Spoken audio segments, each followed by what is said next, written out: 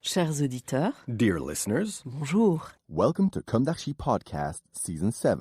Saison 7, dans le monde fascinant des architectes. And in the architectural projects. Je suis Anne-Charlotte Deponte, passionnée d'architecture et docteur des universités en histoire de l'archi. I am one of the spokespersons of Anne-Charlotte, who is a PhD in architecture history. Merci Thank you d'être avec moi aujourd'hui. to be with us today. Et And maintenant, now, lundi en français, place au talent. and Wednesday, let's talk projects. In English, of course.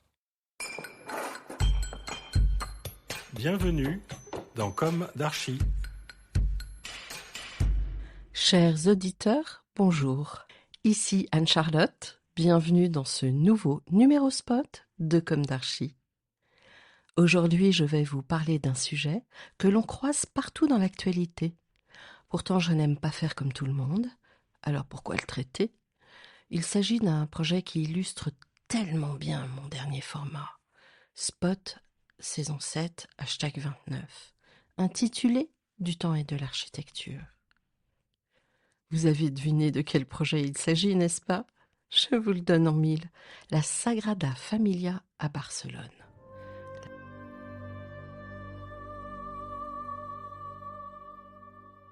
La Sagrada Familia, littéralement la Sainte Famille, parce qu'elle traverse le temps et les époques par sa chronologie, son sublime anachronisme, la transcendance qu'elle propose, son renouvellement structurel et formel, tellement puissante dans son mode de financement.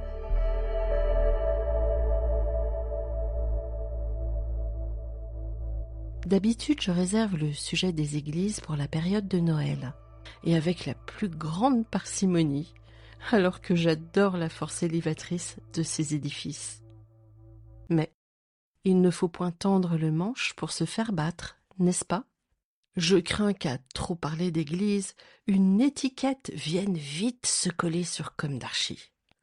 Remarquez, à force d'user de l'étiquette, l'époque finit par rétrécir tout le monde. Ne trouvez-vous pas ? Alors justement, prenons de la hauteur, car la Sagrada en 2026, dans ce passage du printemps à l'été, au sein de la ville balnéaire, s'invite dans l'actualité. Inauguration oblige, visite du pape Léon XIV, forçant le respect.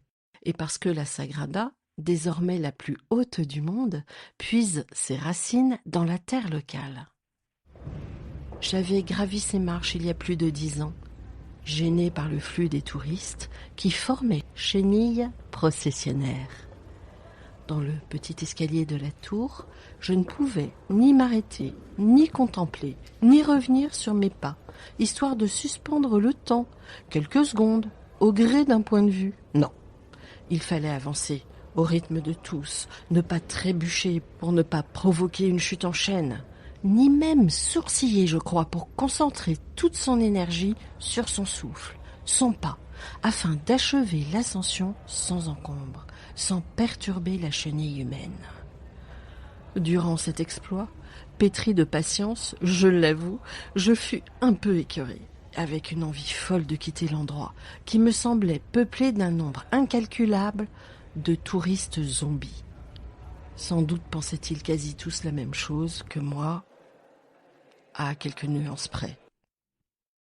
Alors retournons aujourd'hui en ces murs, avec l'oreille, rien que l'oreille, dans une exploration architecturale, historique et inédite dans Comme d'Archi du lieu sacré.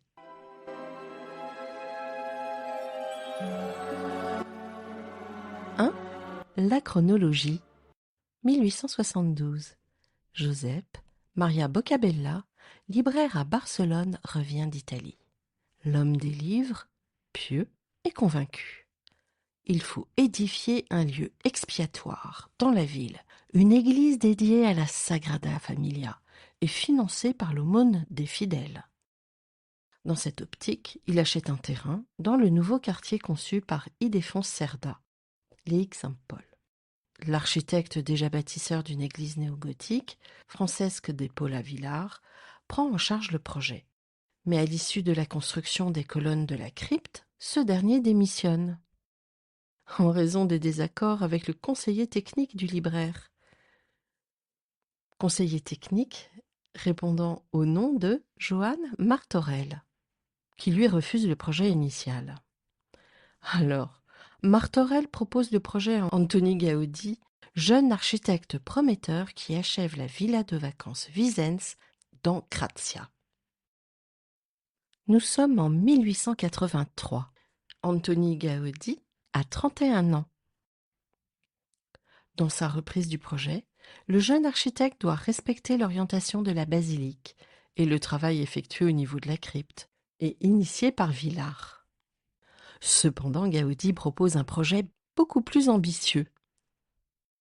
Un temple de 5 nefs, une croisée, une abside, un déambulatoire extérieur à usage de cloître, 3 façades, 18 tours.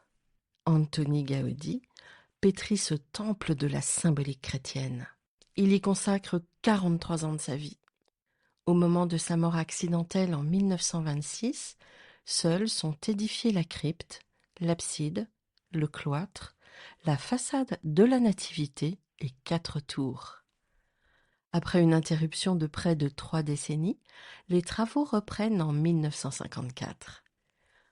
En dépit de son inauguration toute récente, elle demeure inachevée aujourd'hui et nous rappelle le temps des cathédrales, ce que l'arrogance a pourtant défié dans la reconstruction de Notre-Dame de Paris.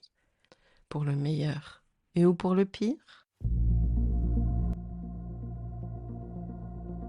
2. La singularité. Gaudí est un spécialiste des contreforts, mais plutôt que de les montrer comme dans l'architecture gothique traditionnelle, il cherche à les absorber dans la structure même. Il étudie les lignes de force au moyen de modèles funiculaires composés de fils et de poids suspendus, qu'il photographie à l'envers afin d'obtenir la forme idéale des poussées. Cette méthode expérimentale lui permet de s'affranchir des contreforts apparents et de faire travailler l'édifice dans sa totalité. Sa quête d'une vérité naturelle irrigue toute sa démarche. Je cite, « La décadence commence au moment où l'homme arrête de regarder la nature », affirme-t-il. Le fils du chaudronnier de Reus observe les arbres, les ossements, les formes végétales et suspend même des squelettes dans son atelier afin de comprendre leur fonctionnement. Il travaille également avec la photographie. Dans la Sagrada Familia, les colonnes se ramifient comme des troncs d'arbres. Hyperboloïdes, paraboloïdes hyperboliques, hélicoïdes et surfaces réglées composent une géométrie nouvelle. Les 12 paraboloïdes supérieurs se rejoignent en un point. Les voûtes, les fenêtres et les colonnes procèdent d'une même logique structurelle inspirée du vivant. La grande nef devient une forêt de pierres. Les colonnes absorbent les charges et distribuent les efforts sans qu'il soit nécessaire de recourir aux puissants contreforts visibles des cathédrales gothiques. La structure elle-même devient ornement. Gaudí cherche à défier les lois de la pesanteur tout en les respectant. La tour du Christ atteint 172,5 mètres, devenant ainsi la plus haute église du monde. Mais elle demeure volontairement légèrement inférieure à la montagne voisine du Montjuïc. Pour Gaudí, l'œuvre de l'homme ne doit jamais dépasser celle de Dieu. Inscrite dans la durée, l'œuvre continue après lui. L'architecte Mark Burry rejoint l'aventure au XXe siècle et participe au développement d'outils numériques issus notamment des logiciels utilisés dans l'industrie aéronautique afin de modéliser les formes complexes imaginées par Gaudí. Plus récemment, la tour de la Vierge Marie a été réalisée selon des procédés largement renouvelés associant préfabrication hors site et assemblage in situ. Son étoile, à 12 branches, mise en place par des cordistes, est revêtue de mosaïques colorées, réservée par Gaudí aux parties culminantes 3. Focus, abside, cloître, la façade de la Nativité.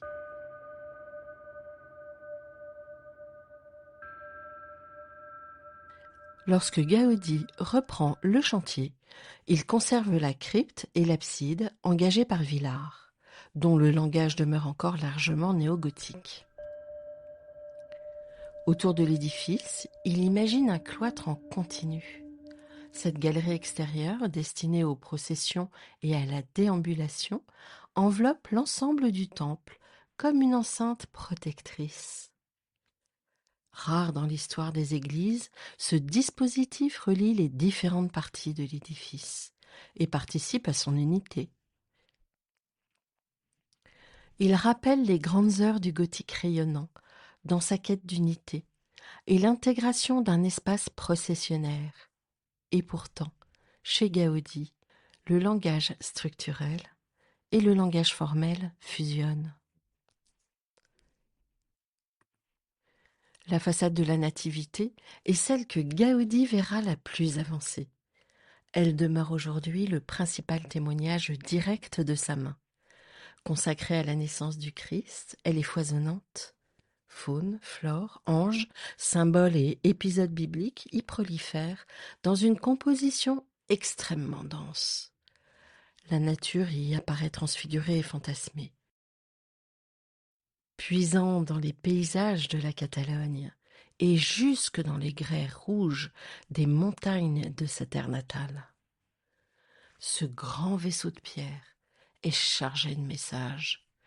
Gaudi souhaite faire de la basilique une véritable Bible de pierre, accessible à tous. L'architecture devient récit. À partir des années 1950, la poursuite du chantier nécessite également de compléter certaines sculptures absentes. Parmi elles figurent les anges musiciens du sommet, réalisés plus récemment par le sculpteur japonais Etsuro Soto, qui consacre depuis plusieurs décennies son travail à la Sagrada Familia.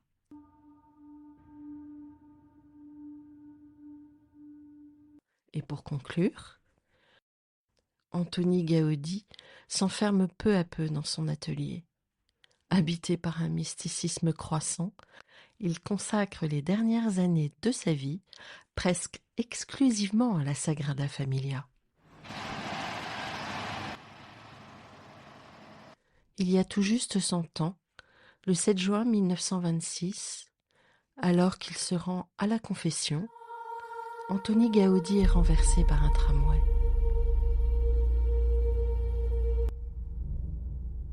D'abord pris pour un homme modeste, il est transporté à l'hôpital. 3 jours plus tard, il succombe à ses blessures. Il repose aujourd'hui dans la crypte de la basilique.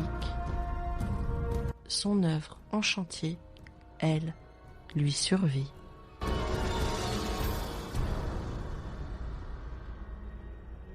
Depuis plus de 140 ans, architectes, ingénieurs, artisans et sculpteurs se succèdent.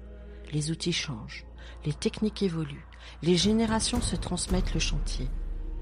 Les hommes passent, l'œuvre demeure. Sans doute est-ce cela qui nous touche tant dans la Sagrada Familia. Foi chrétienne ou non, la foi en la vie, fondée sur l'espérance et la charité, même au sens le plus laïque du terme, demeure l'un des grands moteurs des aventures humaines. Croire en plus grand que soi. Accepter de transmettre, sans voir l'achèvement de l'œuvre. Voilà peut-être ce qui rend possible les grands projets. Et dans les temps désespérés que nous traversons, cette pensée n'est pas sans donner quelques espoirs. Ce monument nous rappelle sans cesse que certaines architectures ne se construisent pas à l'échelle d'une vie humaine. Elle nous rappelle aussi que nous ne faisons souvent qu'habiter un instant, dans une histoire plus vaste que nous. Cette idée me revient à chaque fois plus intensément. Les architectures traversent le temps. Nouvelle leçon d'humilité. L'architecture ne consiste peut-être pas tant à laisser sa trace qu'à s'inscrire dans une continuité. Antoni Gaudi disait « L'originalité consiste à revenir aux origines ». Fin de citation. À bon entendeur. Et sur ces mots, chers auditeurs, je vous remercie pour votre écoute fidèle et attentionnée. Rendez-vous très bientôt pour un nouveau numéro de Comme d'Archi. Nous aurons en juillet et août, certes, des Comme d'Archi de l'été qui remplaceront les formats spot, mais de manière plus parcimonieuse que les étés précédents, et de nouvelles interviews inédites, a priori. Les interviews ne devraient subir aucune interruption finalement. Allez, d'ici là, prenez soin de vous. Au revoir.